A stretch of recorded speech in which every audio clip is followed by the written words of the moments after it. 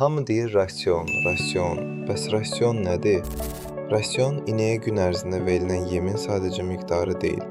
Rasyon o deməkdir ki, inəyin qaba yemi, qüvvəli yemi, proteini, enerjisi, mineralı və vitamini balanslı olsun. Bəs rasyonda qaba və qüvvəli yem nə deməkdir? Protein hansı yemlərdə olur?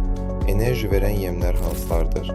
Vitamin və minerallar nəyə lazımdır? İndi isə gəlin bu suallara cavab tapaq. Qaba yem nədir? Tərkibində lif çox, enerji sıxlığı isə qüvvəli yemlərə nisbətən aşağı olan yemlərdir. Bu yemlər heyvanın işkəmbəsində mikroorqanizmlər tərəfindən parçalanır və heyvan üçün enerji mənbəyinə çevrilir.